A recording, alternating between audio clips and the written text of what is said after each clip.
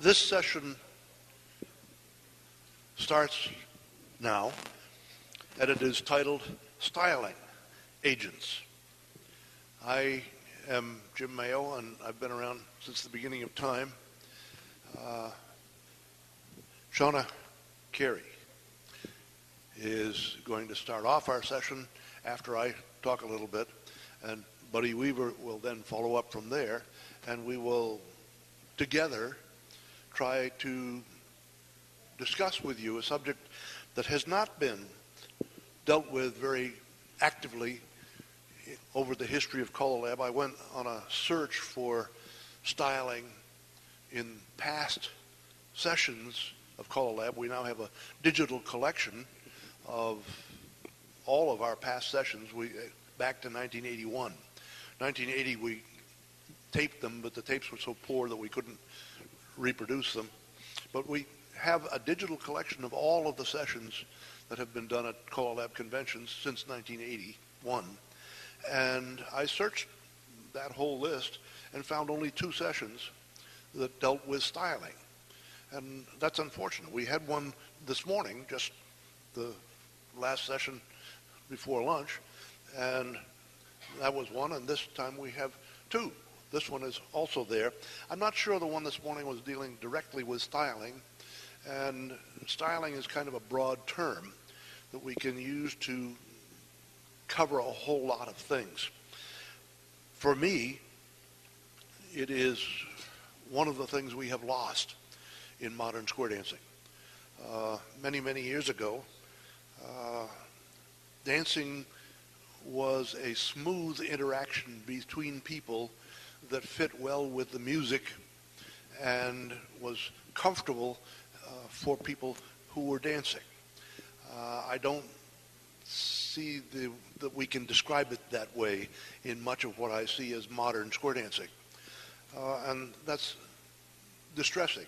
But it's not new. I was concerned about this a couple of decades ago and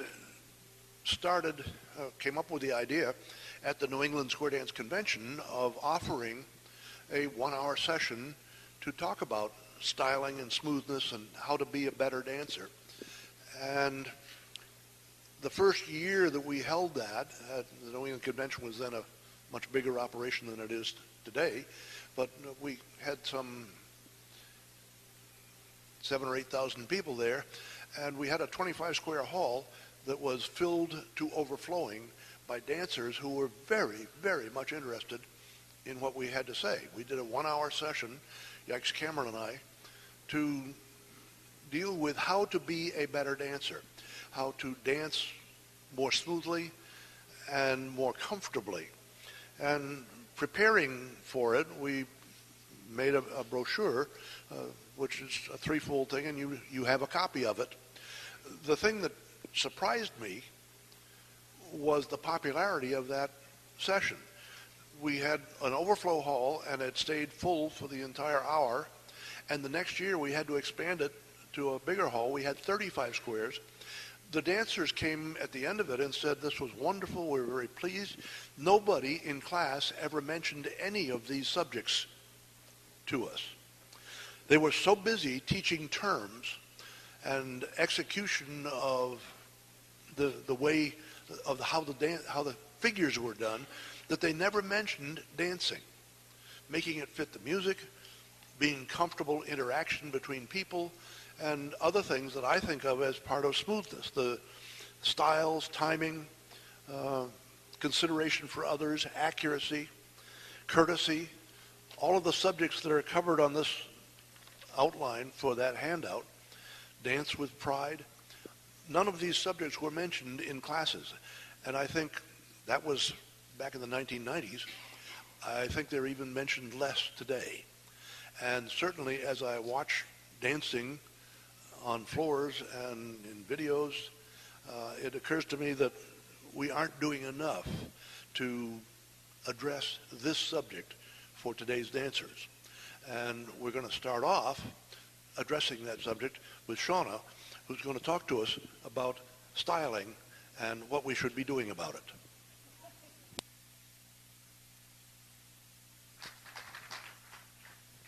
All right, so when they asked me to do this, the first thing I wanted to know, when you think of the word styling, what does that mean to you?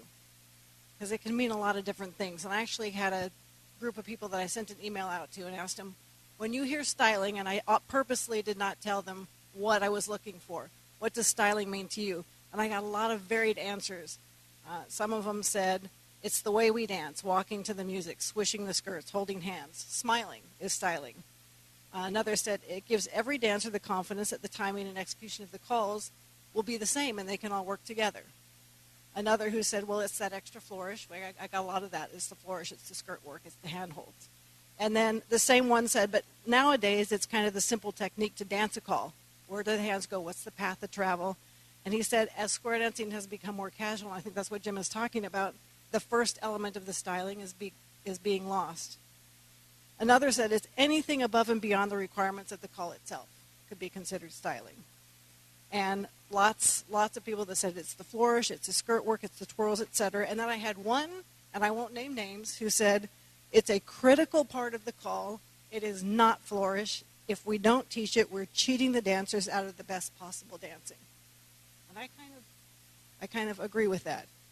So what I thought I would do is just kind of make a list of the things that styling kind of means to me and what these other folks have said to me.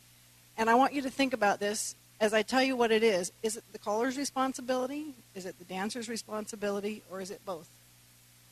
So the graceful moving. Square dancing is called dancing for a reason. How many of you dance before you square dance? Nobody? Okay. What's the question? Did you dance before you square danced? Any other kind of dancing? Dancing requires some sort of rhythm, music, movement. And styling includes the graceful moving. You're shuffling to the music, dancing along. Do you see dancers on the first night marching around as you circle left? Do you tell them, you don't need to march? My husband has taught for many years, and I've been to many of his classes. As the music's going, he's actually chanting with the music, shuffle, shuffle, shuffle, shuffle. So they know you. They don't have to be lifting their feet and marching around the floor. When they circle left, do they know they can do a grapevine? You all know what a grapevine is? Yes. With one foot in front of the other as you travel around.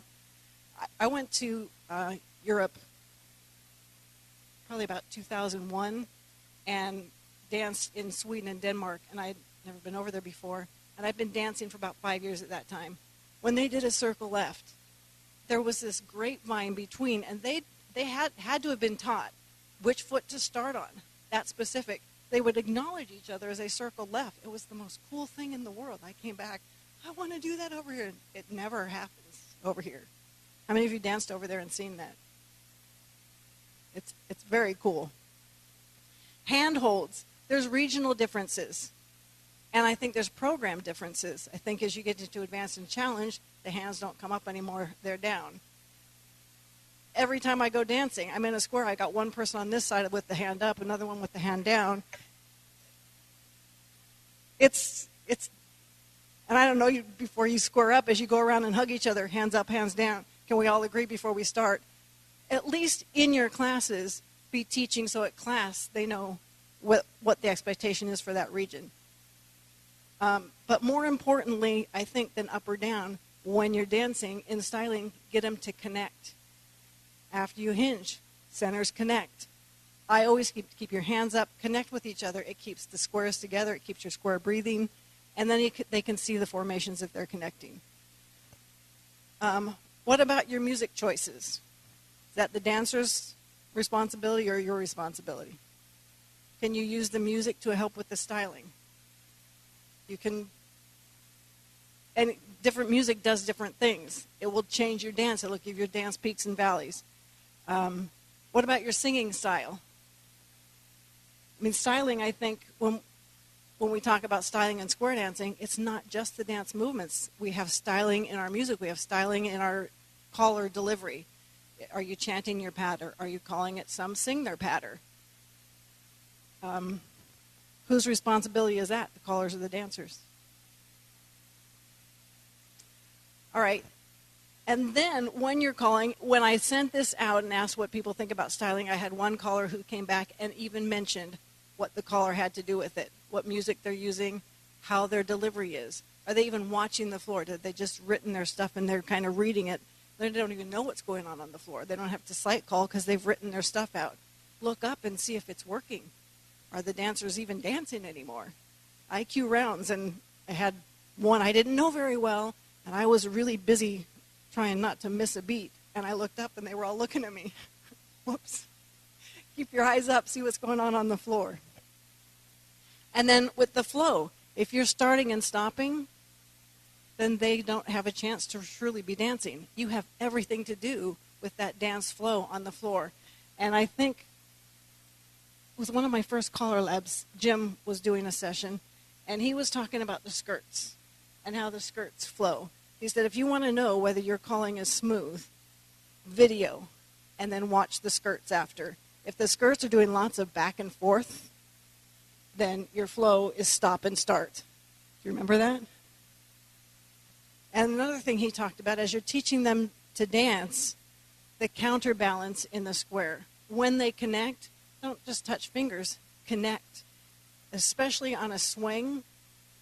I think swing is probably the hardest call to do. And to teach it, it's difficult too. You can't go around and swing with everybody on the floor. But make sure they understand you can't swing without really connecting with that other dancer. The balance should be in between you, and you connect and sort of become one as you do that swing. And it's not something you can do just right off the bat without some practice. The problem is you can't practice a swing by yourself. It's difficult. But Alamans, arm turns, all those things. Connect and then play off each other. And then you've got that balance going on and the counter dancing. And the last thing I want to say before I give it to Buddy is when we talk about style, what about your personal style? Stretch? I'll add. I knew you were going to have a lot to say. When you're teaching, do you teach the styling? Do you know, have you looked at that CALLERLAB sheet that says this call should take 6 beats? And then tell the dancers, 6 beats. We're going to call do-si-do. Count the steps. Square through should take 10 beats. Do you know that? Do your dancers know that? I talked with my dancers just the other night about dancing because I have one lady who just won't stop marching and her feet are up and I'm like, you're working too hard. Just enjoy, just sit back and relax and enjoy it. I know I'm forgetting something. So your personal styling, what about what you wear? Is that part of style? And what the dancers wear. We all have something to do with that. With your personal style, how are you at your dances? Are you going out and greeting everyone? Do you have a smile on your face? When you're delivering, are you a joke teller? Are you just someone who stays up in the front? And I don't want to tell that story. I was just going to tell a story, but it would throw somebody under a bus, so I won't. But people might figure out where I was and who it was. But anyway, when you're not calling, especially at a festival, don't just sit up on the stage. Get out and interact with the dancers. And attire is part of styling. Also, what about your own personal presence on the internet or Facebook? Do you have a website? What does your website say about your personal style? Are you organized? I can look at somebody's website, and you can tell a lot by the way that website is put together, especially if they did it themselves. If they're an organized person, if they're a creative person, everything you put out there, whether it's your posts on Facebook, your website, all those things, they tell something about your style. So when we think of styling, obviously it's the dance styling, but there's all sorts of other things involved with it. And here's Buddy.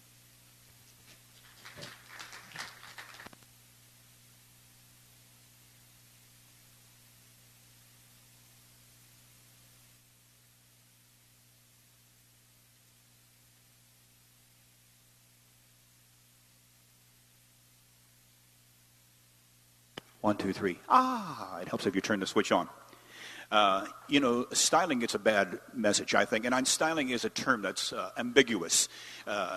It's a lot of folks think it's about how the skirt work is done, the flourishes. In my opinion, we could almost just rename it to technique. It's not what we dance, it's how we dance. And it's not an option.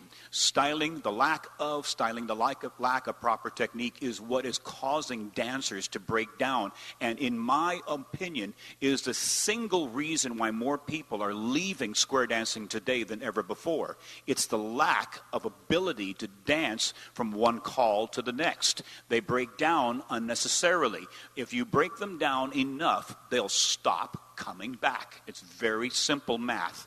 It's very simple to fix this, in spite of what many people may believe. This is something that's taught when you teach your beginner lessons. I apologize. I'm standing directly in front of some better-looking people, so let me move off to the side here. And so,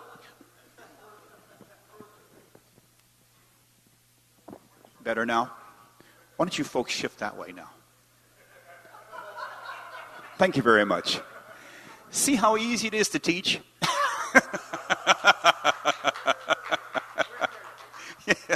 It's all in how you present these things. I can bring styling down, in my opinion, to four fundamentals. I didn't bring any handouts with me, but we've got it up. It's been part of the American Square Dance Magazine. I did a series of articles for American Square Dance Magazine on styling. It's on YouTube, which is accessed through my webpage, where we took a square of dancers and we illustrated how to properly do these things. Could I have two people just come up? You, one, two, come on up. Thank you very much. One of the first things, turn to face the audience and take a bow. Thank you very much.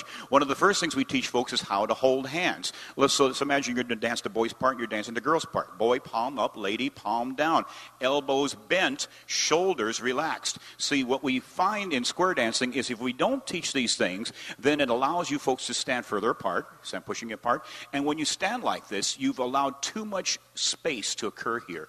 This is all room for mistakes. If your elbows are bent and your shoulders are relaxed, then you have a tight couple relationship. Bearing in mind that square dancing is a couple activity.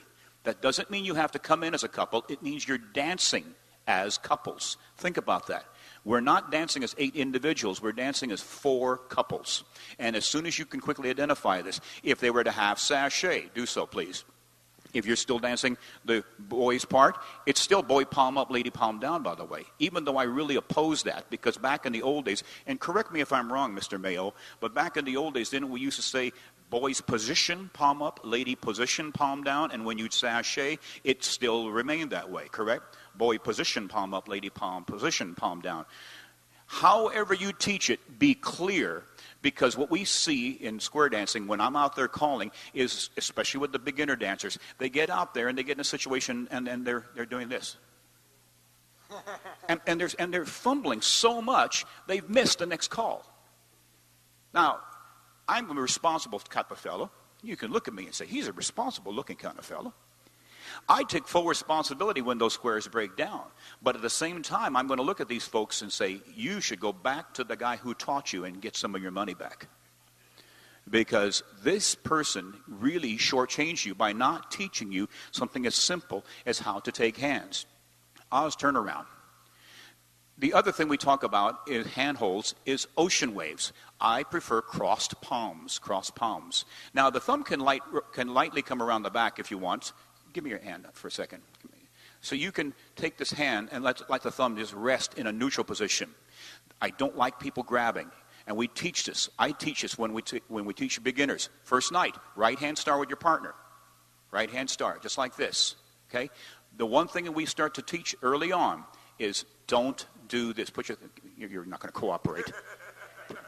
Is this, the thumb grabbing. Now, I respect regional differences that some folks dance arms. I think they used to do that back out in the Midwest an awful lot. Cross palms. If you're an advanced dancer, your handshake. If you're a C1 dancer, your hands are down by your knees. But regardless, there's one wrong way, and it's a thumb grabber. That is the one thing that you as teachers should be teaching your people in the very beginning. The second thing you teach them is what to do with a thumb grabber. If I'm coming into an ocean wave, grab my thumb. If I've got a thumb grabber, I teach my folks to do this. Very simple. And if they come back, I'm going to put my hand up again, grab my thumb again.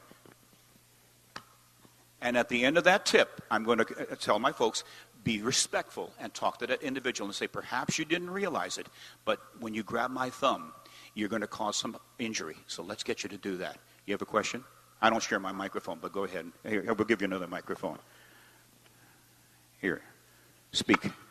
I'm Oz from California, and I'm also a contra dancer. So my attitude about the whole thumb thing is that I keep my thumb very firmly pressed against the side of my hand. That keeps people from even trying. I mean, sometimes they try to worm in a little bit, and they realize they can't fit a space in between there. And that's a very simple way, an effective way of preventing that from happening in the first place. Thank you very much. Can we get two more people to come on up? Perfect. Right here. One more, two. You two stay here. I want two more. Good. That's three. I need one more. A total of four. I want you to pretend you're going to be two couples. And I want you to pretend you're the two couples side by side in what we call a line of four people. I don't care which way you face, but just be unanimous in your decision. The other thing that we teach are fundamentals, four fundamentals. The hand holds is a couple. The hand hold is an ocean wave. The hand holds in lines or ocean waves. So if we were to create a right hand ocean wave, we could simply create it, turn around right here, and turn around right here. And this is your right hand ocean wave. No thumbs, elbows bent, shoulders relaxed. But look at how far spread out they are. These kids should have their elbows down at their sides. This is how we teach it. When I come in to teach beginner lessons, I'm on a wireless microphone. A number of reasons. Number one, for the visual learners, I'm out here using, I might get in here and dance one of these spots. I might just bring all four of my beginners in here. I may or may not use an angel if I think the angel knows what they're doing. But we will use visual. We're going to use tactile. We're going to talk about cross palms, about no thumbs. And we're going to talk to the audio people, the people who learn from audio standpoint. This is the proper crossed hand. Come back to a line of four, if you would, please. Turn around, turn around. Here's your line. Bend the line.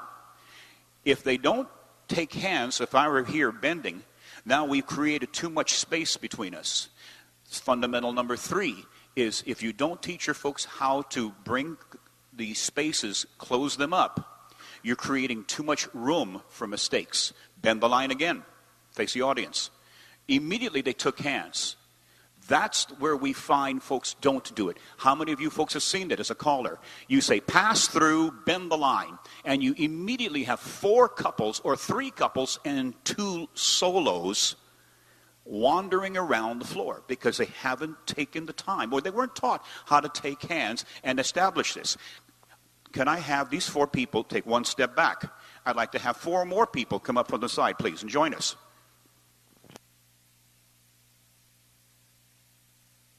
The fourth concept that I feel is a fundamental question. They would like you to stand on your heads. Oh, 90 degrees. Which way? It's a math. See, I'm just messing with them. It doesn't make a difference whether it's 90 one way or 90 the other. The idea here on the fourth fundamental is square breathing. We call it counter dancing. We used to call it counter dancing. When I was a beginning caller, they used to say counter dancing. When one couple moves in, like, well, for example, let's create a square just for a second, just for historical reference. You're going to be ahead. You're going to be ahead. For historical reference, head couples, if you were to promenade outside, you two are heads halfway, the sides we'd say would counter dance in and counter dance back. Wasn't that wonderful? Come back to a line of four, please. Four people facing four people. And now, past the ocean. We have these cross palms. We have an ocean wave. Elbows are bent. Spin the top. Go. At the completion of this call, you will find that everybody is standing in one single formation. Now, when they've done this, it has now taken this center over here and moved it out, and this center over here and moved it out. So, right hand ready, spin the top again. Go. At the completion of this call, stop right there. You'll see that there, in most cases, is too much space right down the middle. Because by the sheer nature of the way these square dance calls are created, it expands a square, but it will not contract. It will not make the square contract on its own. You have to teach folks, if you're facing in the ocean wave, take a half a step forward and bring the square in closer. Spin the top, go. It's going to bring it out to a big wave. push out, right? Because you're going to want to push out. Spin the top again. And automatically start to contract or breathe in. Square breathing. Square breathing is not automatically taught. It is something that we teach. If we don't teach it, then what ends up happening is they can't pick up the next call. The next call could be a walk and dodge.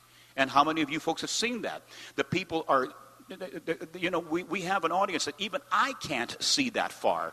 Sometimes the other ocean wave is in a different zip code. And much less you're asking them to walk way over there. And even if they walk way over there, now what have we done? We've created an even larger space between the two lines. My final thing I'm going to talk about, and this comes back to the ocean wave styling. With the hands crossed, elbows bent. Ocean waves are a linear action. From a strictly, when we talk linear, it's up and down the line. Now, the line could be long, the line could be short. But by teaching dancers that ocean waves are linear and keeping their elbows bent in, if we teach calls like swing through, go ahead, swing through, right and left, you'll see that by keeping their elbows bent in like that, they're less apt to be pulled out into a different setup. Oz, I'm going to ask you to put your left hand out to your side now. And just put it up like that. Kind of put it up like that, okay? Now, if we don't teach them this, where Oz now has his elbow extended away from his body, and we start to do a swing through, start to turn right, and you're going to see how that, boom, catch him. Now, the linear meaning down the line, that is their line. By extending the hand with poor styling or lack of proper styling, it's going to accidentally drive them in, start to do your swing through, boom, it's going to start to drive them in to the wrong ocean wave, and it creates the mistake. And guess what? Who made the mistake? Who made the mistake? Did they make the mistake?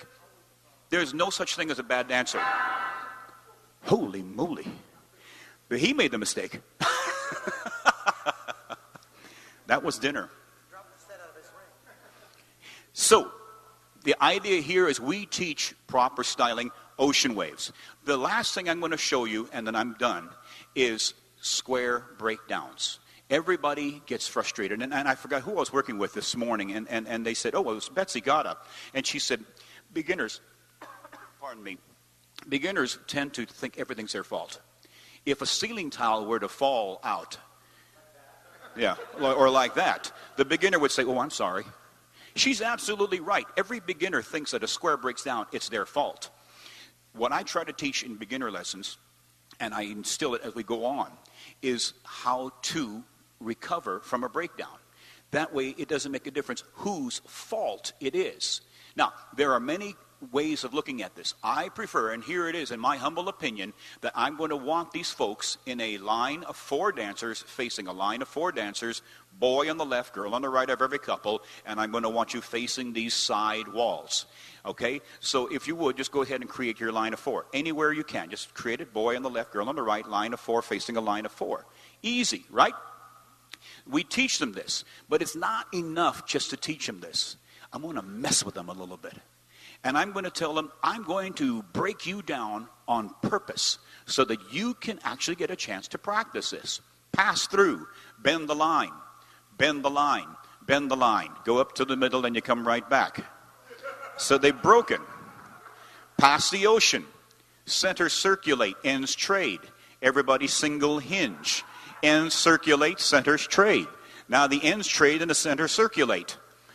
And the boys run around the girls. And boom, you're broken. Come back to a line of 4. Come back to a line of 4. Don't worry about it. Now, in the process of getting back to this line of 4, it's important to remember 3 other items. Number 1, when you tell your folks you're broken, how to repair. Keep moving. Keep moving. Don't stop moving, but start to move in small steps. The steps, the large beginners, especially. Well, I've seen experienced dancers, people who've been dancing 26 years. I've danced 26 years. Well, I believe they've got 1 year experience 26 times. They'll move in erratic and very quick motions, and often in the wrong direction, and start pushing and shoving people around, often in the wrong directions. Small steps towards a line of 4 in a quiet fashion. No talking. No talking. Because I'm an audio kind of guy. And if somebody's talking, it's going to throw me off my game. It's going to throw somebody else off their game. So use hand signals. So I tell folks, especially if you're going to become the end, you're going to be, Corey, you're going to be a team captain. And right here, Bill, you're going to be a team captain. Use big sweeping actions with your hands. Try not to use a single finger. Use multiple fingers. And sometimes the first action you have to use with these folks is maybe one finger. Shh. That may be the first action you have to use with your square, is a single finger over your lips to have them quiet. And then get them back to these lines, and then watch the other squares. And when the other squares are in a good shape, I tell the folks back home, I say, I'm watching you. If you break down, I see you. You can't hide. And I'm here to help you. But guess what? If you never break down, I'm never going to call lines up to the middle and back. If you hear me say lines up to the middle and back, it's because we need to get everybody back in. We're having our friends who may have got lost come back and join the party. And if you never break down, I'm not going to waste your valuable time with a call like up to the middle and back. And it becomes kind of a game then. If I say lines go up to the middle and back, they'll stop and start looking around. And I'll do it sometimes when no one's broken down. And then, wait a minute, nobody broke down. But it's a fun little thing, and it gets them moving back again, okay? So, and I will purposefully try to break them down, and maybe the first few times I'll try to break them down. I'm not successful. Gee, I wasn't able to break you down, Oh, I'm so sorry, Pass through, partner trade. Go ahead, pass through, partner trade. There, I got you. Son of a gun. I didn't do it, did I? Do it right and left through. I'm going to get you this time. Flutter wheel. I got you. Shoot, I didn't break you down, did I? Pass through. Bend the line. Bend it again. I got you. Dang, you guys are really good. You see, it builds their confidence up from the caller standpoint. My goal here is to make sure these people have a good time. I'm not going to be here to make them look foolish. It doesn't take a genius to make people look foolish. It takes a talented caller to bring everybody to the dance floor and to bring the best part of every dancer out, even if they weren't taught proper styling. And with that, I thank you for a nice hand for our volunteers, and thank you very much.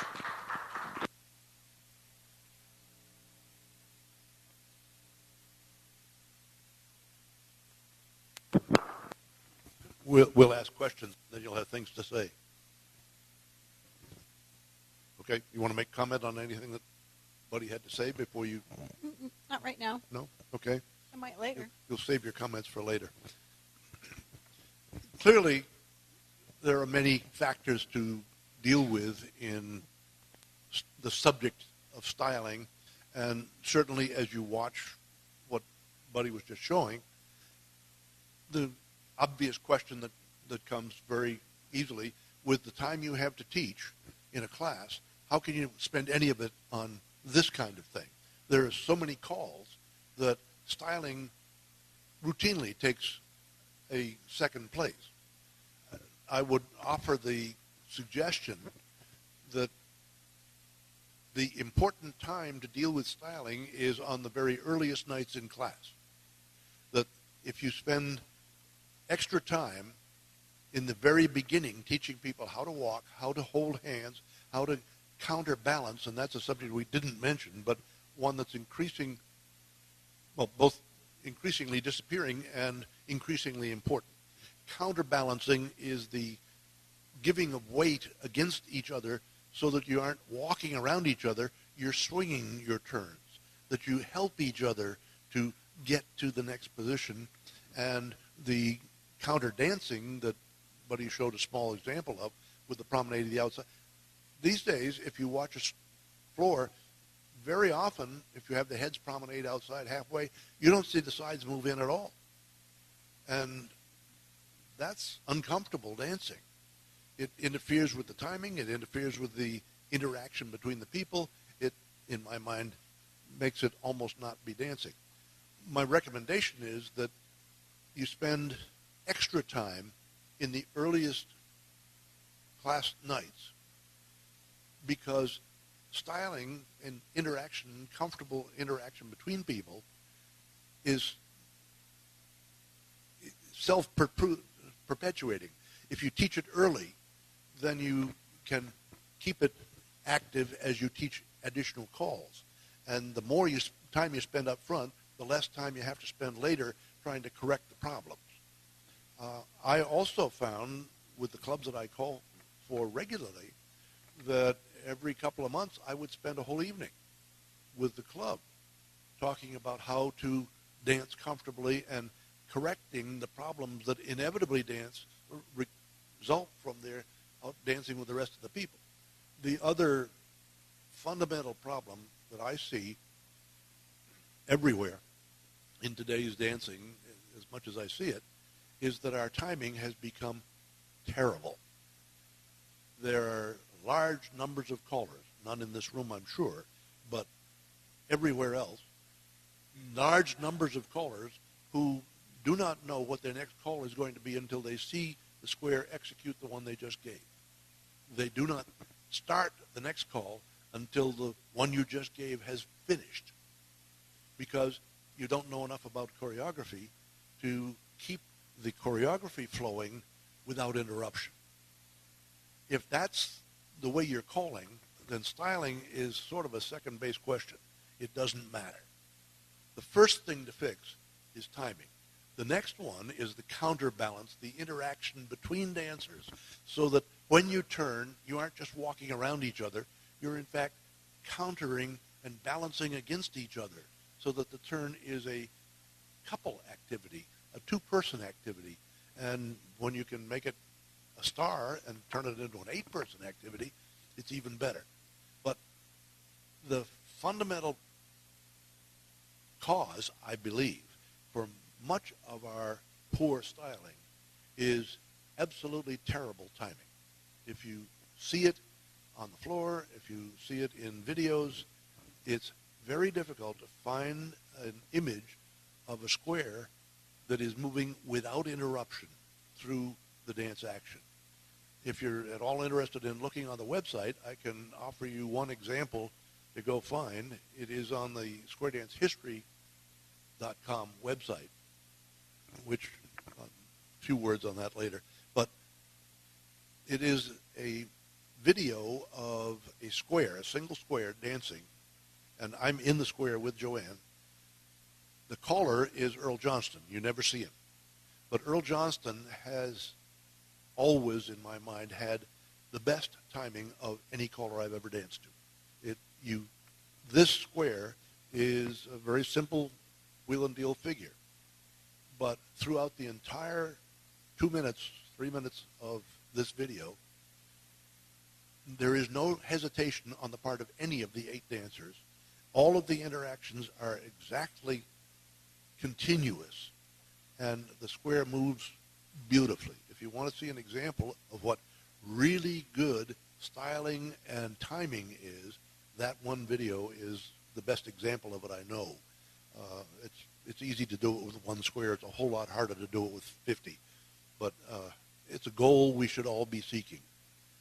We've had our say. Let us open the... While you're getting the mic out there, could I add something to the whole idea on surely. timing? It was something on my notes and I kind of glossed over. It probably has something to do with styling as an idea, but it has a lot to do with where we see squares break down. If you were in my session this morning, I touched on it earlier.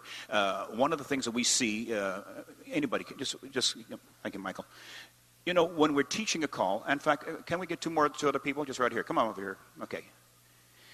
Face this as a couple, if you would, okay? A lot of times we'll see a caller, and we all do this. We teach a call. Let's say the call may be a right and left through. So you got this right, and you got this courtesy turn type of action. You're going to stand on this side. And when we're done with this call, we often will wait for the slowest dancer in the hall to get caught up with us. So what we end up doing is we end up kind of doing this. As dancers, we tend to fall away. Because if you think about it, we don't stand up in each other's space all the time. If I were to come over here and greet you on the street with a handshake, hi, how are you? And we stop shaking hands, I wouldn't stand like this. We'd fall back naturally. This at ease. Now, if you're doing this with every single call, and so, Bill, come on up here for a second. I am going to use you after all. So I've got 2 couples here. So you 2 couples, do a right and a left through. 2 ladies chain. Yeah. See, Jim is over there. But you see, if this is my standard way of calling, now these folks have learned that there's this pause in there. Now the timing has gone off the scale. It's not an 8-beat call. It's become an 8-beat plus 2 to stand there. Now, let's say then Jerry Biggerstaff comes in to call our next dance, and Jerry's a terrific caller. And Jerry says, do a right and a left through and 2 ladies chain. Now, these kids are used to stopping, and all of a sudden they've got to do it one back to back. The first thing out of somebody's mouth is, this guy's fast. This guy's too fast. Because the dancers have become accustomed to dancing this way and then falling back. And then dancing and falling back. And thus, they've never learned how to properly dance one to another. Kids, we're in an age where Dancing with the Stars is a big thing on TV. Folks love to watch somebody who's got 2 left feet stumble and fumble their way, but end up looking like swans at the end. Thank you, by the way, for your participation. They all want to be those swans. And when we don't teach them how to move from one call to the next, for example, saying that a right and a left through and the 2 ladies chain, okay, those are 2 different calls. Friends, next tip, we're going to have you dance one call to the next and put a nice piece of music on. And you don't have to change the timing. Just slow your tempo down. There's a difference between this tempo versus this tempo. It's a little bit harder for them to keep up with a right and left through and 2 ladies chain when your music is banging away like this. But if your music is like this, right and left through and 2 ladies chain, they're able to keep in time with the music. And you're telling, now you're going to look like dancers. And compliment them when they're done. And don't mess up your timing. Don't watch for that square, that slowest square, the slowest dancer to stop moving, and then think of what you're going to call next. Don't be the extemporaneous caller where you don't even have a clue with what you're going to call next until they've stopped moving, and then you're running through your mental Rolodex. Well, what should I call next? Have something memorized and let them dance it, because you're training people then to be a better dancer. That's part of styling, in my opinion. And you'll notice when I was up here talking, none of that was skirt work. I didn't talk about where your pinky finger was placed. None of that. It's all about how you dance. So thank you for letting me piggyback on that. I personally think the biggest damage we did to square dancing was when we invented sight calling. Because many, many, many callers believed that meant you had to see the square, get to where it was going before you gave the next call. That's unfortunately what square dancing turned into for many, many people. None, I'm sure, in this room, but as you get around, pay attention. I saw some hands, comments. Be sure you start off by telling us who you are and where you're from. Ted Rotwood, Pennsylvania. I have a comment and a question. The comment that was to emphasize Jim's point. Betsy Gada at our caller school said, practice doesn't make perfect, practice makes permanent. All the more reason why you should teach styling in the beginning, because then you have to undo everything everybody's been doing. That's the comment. The question is palms up, palms down. It's obvious with the man's on the left and the woman's on the right, or what happens when you have a man next to a man, a woman next to a woman. And I noticed when you had the 4 people up there, the woman in the center had her palms up and the man had his palms down. So could you comment on those? It's in the CALLERLAB definitions. You have to dig around for it. But it says the man is always palm up, lady is always palm down. When same sex is adjacent, man puts his left hand palm up, or the person on the left dances palm up, and the person on the right, when same sex is adjacent, the left hand is palm up and the right hand is palm down. So you're dancing like an Egyptian. The person in the man's position is palm up. That's maybe not a satisfactory answer, because probably most of the dancers aren't conscious enough of the position placement to be able to make that decision in real time. Single circle to an ocean wave. Jay Haynes, Pennsylvania. I still struggle with, as a dancer, with how do the hand hold on the circle of single circle to an ocean wave. I can't remember whether the document specifies, but sometimes I have my hands down, sometimes my hands are up. The person I'm facing is struggling, that we're fiddling around because we don't know. Is there a standard? My guess would be right hand up, left hand down. But oh, what? Identify yourself. Bill Boyd from Florida. On single circle to wave, I always teach the man palm up or the bell position palm down. That way, when somebody gets in the square to do that, they automatically put their hands there and they just join because they're not adjacent to each other. They're standing in front of one another, and it just works really well. And I've never had a problem with that. And they just because you stand with someone to do single circle to a wave, palm up, turn, and then step to a wave, and it's very easy. Both people have palm up?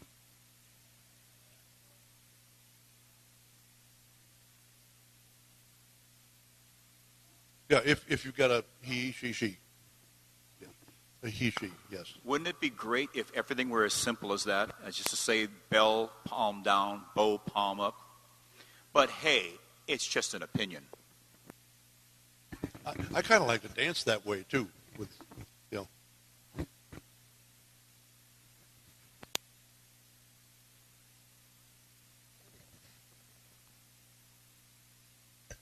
All the way up. Yes. Thank you, Shauna. Don Casper, Mannheim, Germany. One of my pet peeves that I see a lot of square dance callers not teaching is circle to a line. Where is the point where that lady that starts on the outside goes under the arch so she can go forward into that line? I see so many people backing up into that position, which even throws more into what Buddy was saying about that at ease, backing up and then having to go forward again for the next call. Once again, I strongly urge that we teach styling as part of the call. When you teach the call, teach how to carry out the execution of it as well as just getting into place. There's no shortcut for that, and if you do it, everyone will benefit. Part of it, too, you have to, this is just my opinion, we're a folk dance. You can't legislate a folk dance to the minutia. Well, you can. We've attempted to. And what a mistake that is. So as a folk dance goes, let's have the people figure out what works comfortable, what they enjoy. And if the circle to a line, then it's our job to get out there and dance it and figure out at what point it's going to be comfortable for the person to go under the arch, assuming that the man is capable of making the arch. And the same thing that we have out for calls like dive through. There's nothing wrong with traditional calls. The only thing that we run into is when we try to legislate that at this particular point, this man must raise his hand. These two people must raise their arm. These two people must do this exactly and must make it a turn by degrees. That, in my opinion, is where we start to run afoul. And now we've left styling. And we've now gone to legislating, puzzle solving. But also remember, people are not always the same size as they should be. There are some, and we need to accommodate those variations in standard sizing. Jerry Biggerstaff, North Carolina. We know what your preference was on the ocean wave. In our area in North Carolina, they do the handshake for everything. The handshake ocean wave, and they're standing a mile apart.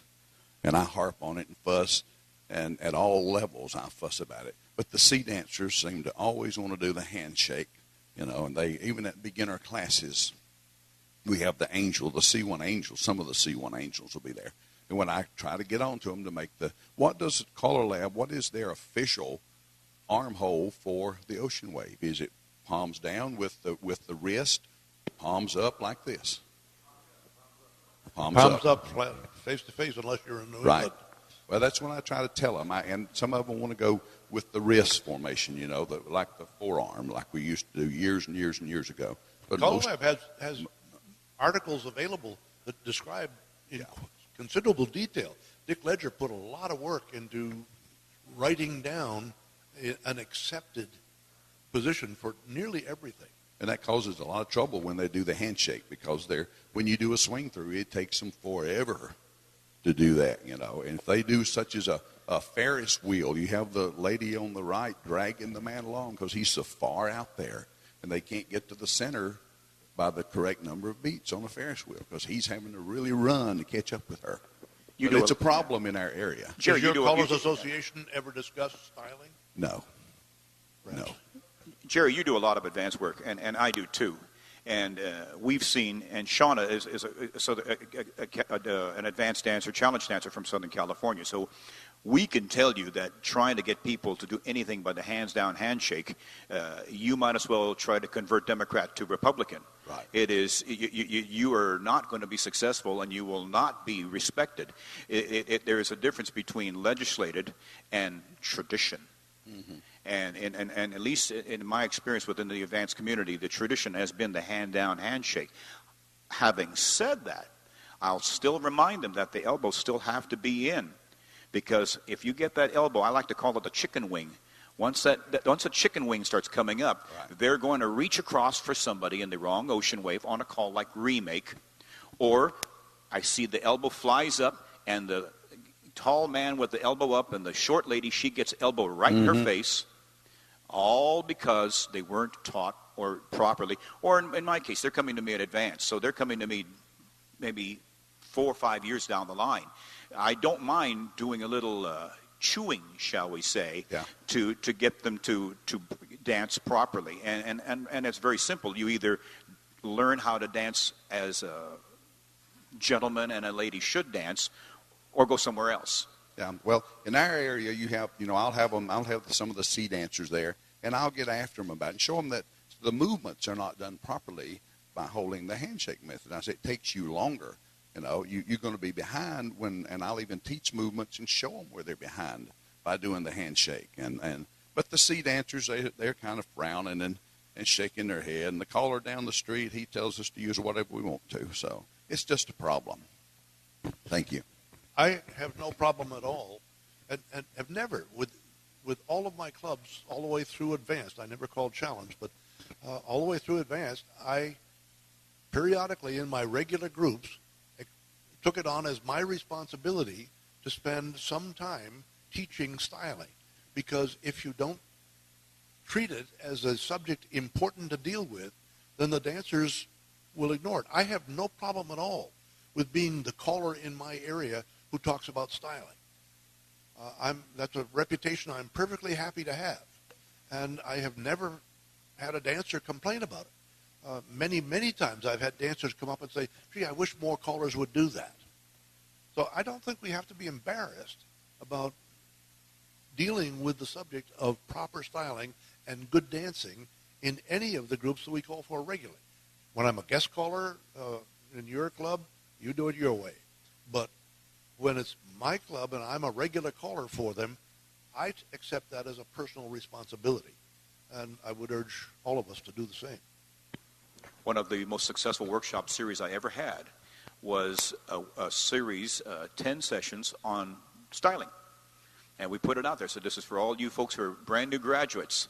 And we were running a good 8 squares every Sunday afternoon for an hour and a half. And we had the same 8 squares for 10 weeks. We didn't lose a soul. And at the end, people said, I wish we would have learned this when we were in beginner lessons. That was the one thing. And all we did for 10 weeks, we did a little bit of DBD in all fairness, but very little. It was really spent on styling, exactly what we were talking about earlier. The dancers want to learn. They want to know how to be good dancers. It doesn't hurt us at all to spend a little time satisfying that interest. Any other? Yeah, Johnny Wedge from Massachusetts. I was a little concerned when Jerry was talking. He asked about the correct CALLERLAB decision on ocean waves, and immediately everyone said this. But didn't CALLERLAB make a statement that they recognize regional differences? Jim, you know that in New England we use the arm hold.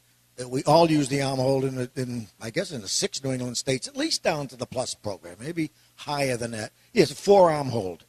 And I remember CALLERLAB stating that they recognized there were regional differences, and they accepted that as an acceptable way for the hold in an ocean wave. I just wanted to comment on that.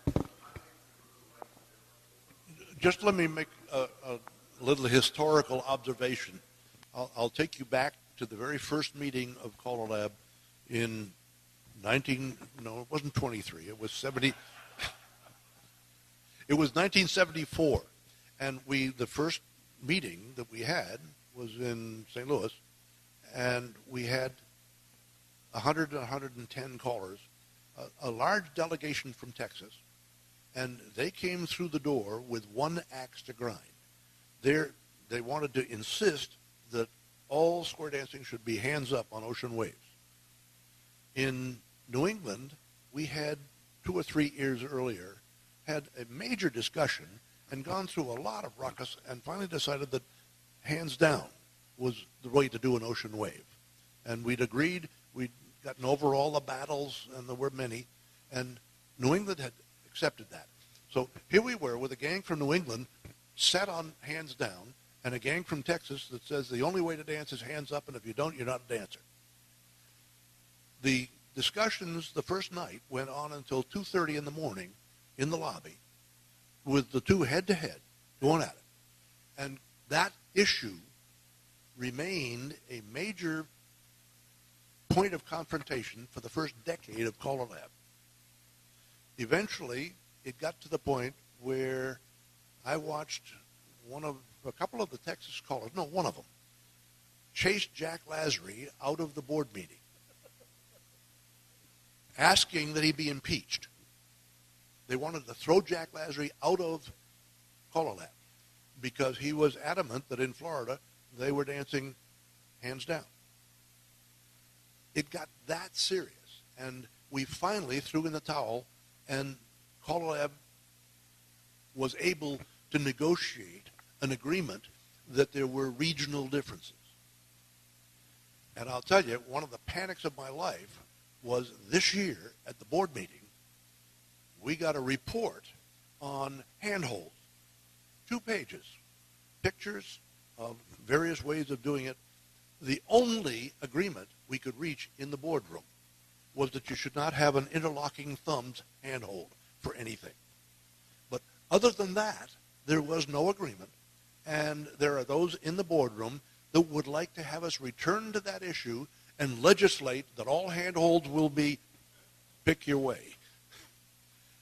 This is an issue that I personally believe does not have a prayer of going away. I would ask only that you recognize, I agree, that the thumb lock grip is dangerous. Aside from that, if your region can reach some consensus, be grateful.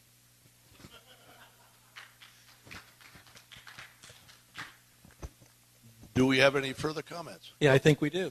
Jim Wass from Riverdale, Maryland, and I am not asking for any legislation whatsoever, but I want to mention a pathology. Shauna had already talked about how difficult it is to teach a proper swing, and the swing combined with the twirl, to me, represents the biggest pathology and styling that we have today. Maybe there have been worse ones in the past. Gloria Rios-Roth, in a seminar perhaps 20 years ago, let me know for the first time, consciously, that the twirl is not part of the swing. The twirl is part of the promenade. Can you comment on that and how you... I'm hearing myself bounce off the wall. You're not picking that up?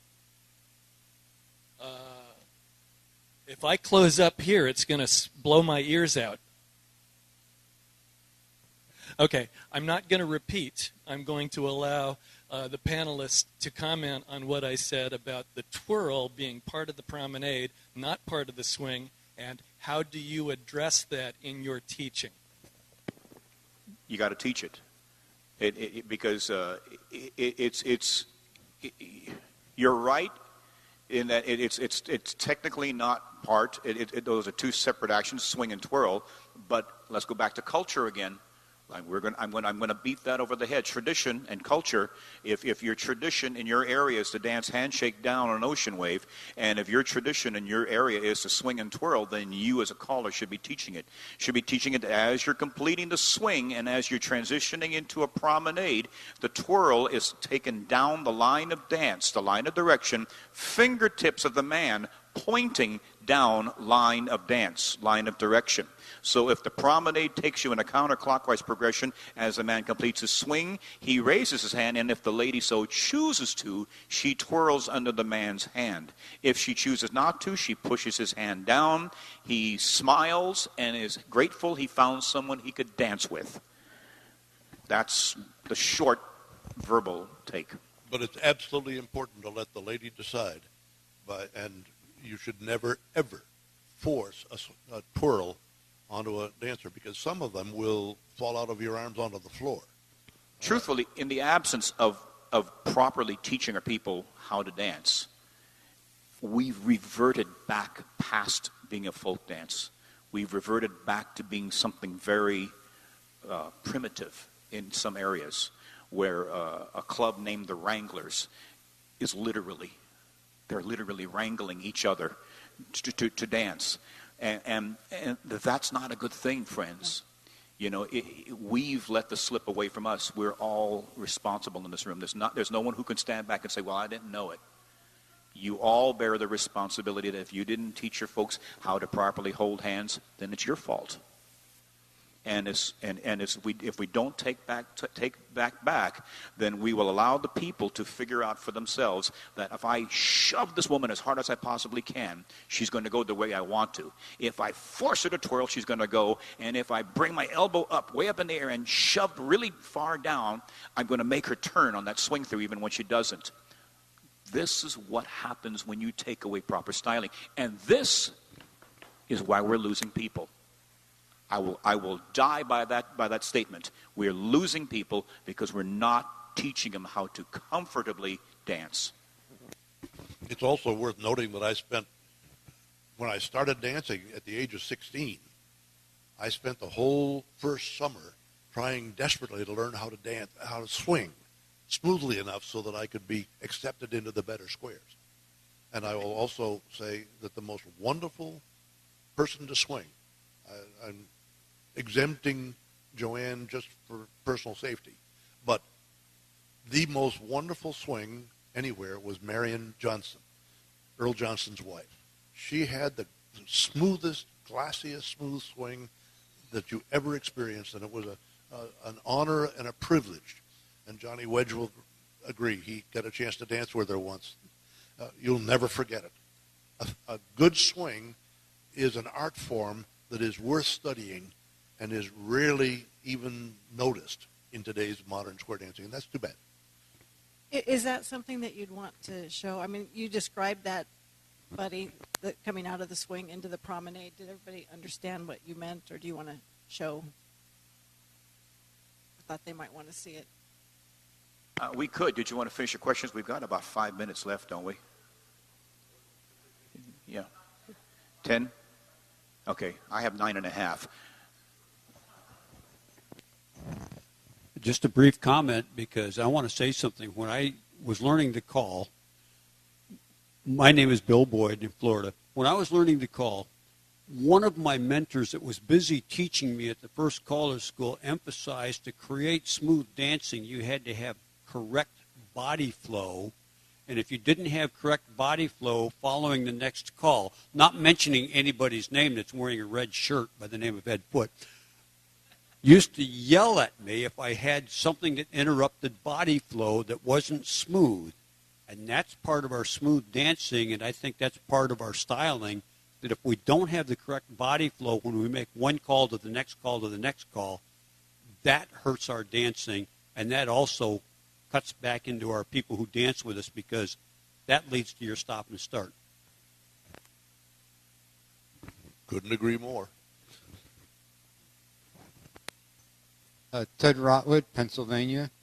Just before you get into that, I have a lot of singing calls, and the choreography goes swing, Alaman left, promenade home. If you start to do the twirl, I can't get people to do I should say that a prominent caller told me it's been 15 or 20 years since he called swing, Alaman left, promenade home. But there's tons and tons of things that were recorded in the 70s and 80s that way. And if most people today are doing the twirl, and as soon as you get into the twirling motion, how awkward is it to stop that, turn around, go back, and do an Alaman left? So a lot of callers aren't calling to go with the dancers that are twirling. They're not calling Alaman left after. I was going to say back in the 70s, which is before I was born, but what I've read about the 70s in my history books, the idea of Alaman left following a swing is never comfortable. And even when it was used on half a dozen out of 24 records, it was never widely accepted by the dancers. It was a timing fill for the recording caller. On the other hand, it is possible to make that transition comfortable if you will let the gentleman take responsibility for it and let her roll down the arm into the Alaman left before you turn at all to your oncoming corner for the Alaman left that you're going to do. The sequencing of that, again, requires that the entire square be dancing the same timing and that each of the men be at the same place in that. Today's dancing, that's impossible. But it was not impossible and was fairly comfortable. You didn't do a twirl. There was no twirl. She rolled down the arm into the left Alaman, and then you turned to your corner to do your left Alaman. And that split-second timing, to be sure that both of those were the same for all four couples, was part of the art of dancing, an obsolete term today. In today's date, I think you need to teach it. And that would be an excellent way to get you off the stage and to teach your folks a little bit of styling, how to swing and let the girl roll off your arm to an Alaman left, come back and promenade. So that would be a great segue to introduce styling for your groups. Tom Selner from Maryland. I've been teaching for 52 years, so styling was definitely, he had 18 calls, so he did a lot of styling. But one thing that's been forgotten is a lot of times when they got your new dancers, you hear the next call, what's the first thing they do? Drop their partner's hand, right? So if it's lead to the right, drop their hand and then get it back again an awful lot of times. And when in ladies chain, the same thing. Ladies chain, the guy drops his hand and the lady's forced in. Though the fact that we're actually leading the lady, I'm a ballroom dancer also, I was before I square dance. The fact is we're leading the dancers, so the lady should be led in, into her lady's chain. You should take the lady's hand and make sure she goes with you. You're leading her over to lead to the right to the other couple.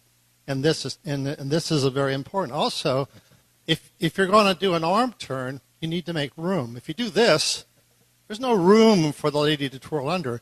You have to make space for her to go under. Especially if you're a round dancer, you realize that. So those are the kind of things you have to show your dancers. Otherwise, here's the twirl, right? How hard is it for that lady to go under? Pretty difficult, right? So the leading and following kind of idea, of taking your dancer, partner goes along with you. Don't leave your dancer up to the middle and back. How many people let go of hands either on the way up or back? Keeping the hands, keeping the lines. Everybody makes a line. Everybody's got to hold hands. Very important. The hands are always important. The conclusion I would come to from all of this, and we're going to fold up the party, and I thank you all for coming, but the bottom line that I hear in this is that styling would be a wonderful thing if we had some. It starts with teaching, and the teaching probably should start very early in the class and never end. If we do not have good timing and good choreographic smoothness, then styling is irrelevant. The first place to start is with good dancing. And I want to thank my... And I'm just going to real quickly say I'm going to agree with the caller that told me if you're not teaching that styling, it's not extra. It's a critical part of the call. And if you're not teaching it, you're cheating the dancers out of the best possible dancing experience. And we thank you all for coming, and Shauna and Buddy. I hope CALLERLAB will do more of these sessions in the future.